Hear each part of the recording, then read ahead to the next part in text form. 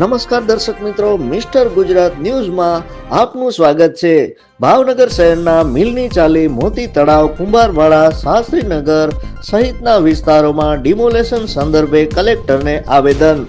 ઉપરોક્ત તમામ વિસ્તારમાં રહેતા સામાન્ય અને મધ્યમ વર્ગના લોકો છેલ્લા 30 વર્ષથી રહેતા હોય, જે ભાવનગર મહાનગરપાલિકાનો વેરા ભરતા હોય, વિકાસના કામ માટે ડિમોલેશન જરૂરી છે, પરંતુ 1800 થી 2000 પરિવાર મજૂરી કરી ગુજરાન ચલાવતા હોય, ડિમોલેશન બાદ રહેવા માટે રસ્તે રજડતા થઈ જાય તેવી પરિસ્થિતિ ઊભી થઈ છે।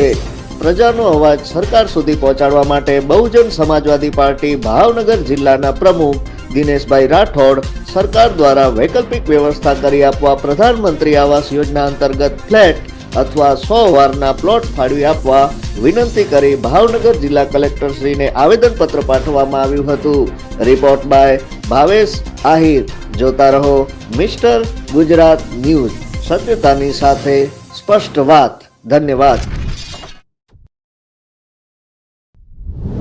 આજે ભાવનગર જિલ્લામાં બહુજન સમાજ પાર્ટી દ્વારા ભાવનગર આખું જિલ્લા એનું જગદીશભાઈ સોલંકી, શહેર પ્રમુખ ભાઈ લલિતભાઈ મકવાણા, વિનીતભાઈ તથા બહુજન સમાજ પાર્ટીના સાથીદારો આજે બહુજન સમાજ પાર્ટી દ્વારા જે આપણા ડિમોલેશન આવી રહ્યું છે, તો ડિમોલેશનને જે તો અટકાય એવું નથી કહેતા કાંઈ, પણ એની સામે કોઈ પણ નાના માણસોના મકાન પડે છે એને 100 વારનો પ્લોટ આગળ મળવામાં આવે કોઈ પણ જગ્યાએ, અથવા એની જગ્યાએ કાંઈ પણ સહાય આપવામાં આવે।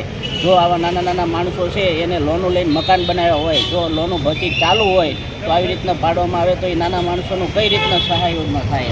એટલે સરકારશ્રીને નમ્ર અપીલ છે અમારી કે જેથી કરીને જે નાના માણસો છે એને કાંઈક ને કાંઈક કોઈ પણ રીતે કાં મકાન આપવામાં આવે, કાં આવાસ યોજનામાં કોઈ પણ રીતે કાંઈ સહાય કરવામાં આવે એવી અમારી નમ્ર અપીલ છે।